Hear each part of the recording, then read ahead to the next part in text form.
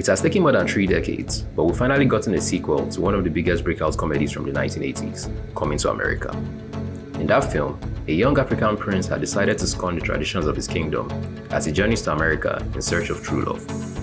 Considered a cult classic till today, the movie was a hit with audiences all over the world. So it comes to reason then that expectations are reasonably high for this long-awaited sequel. Hi guys, Michael Abayimi here, and today I'm reviewing the new comedy Coming to America. In Coming to America, Eddie Murphy reprises his role as Prince Akeem of Zamunda.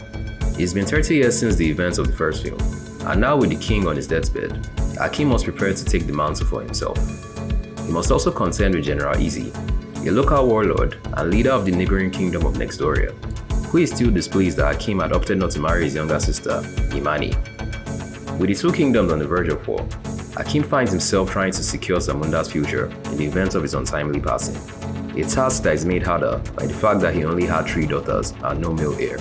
But he soon learns that he'd fathered an illegitimate son with a woman named Mary while in America.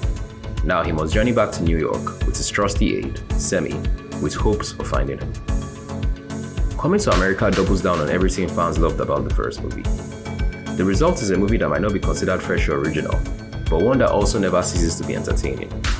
And the fact that it doesn't even try to reinvent the wheel is certainly not a bad thing, not when the movie had so much going for it.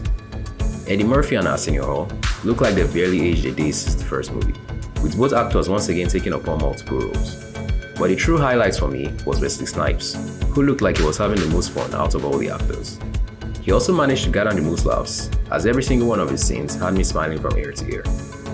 The other performances ranged from good to adequate, although I found Leslie Jones's turn as Mary, the mother to Akeem's illegitimate son, a little too over the top and stereotypical for my liking.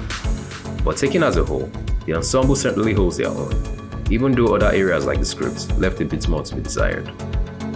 Coming to America might lean a little too heavily upon the nostalgia fans had for the first movie, but it is still a worthy sequel in more ways than one.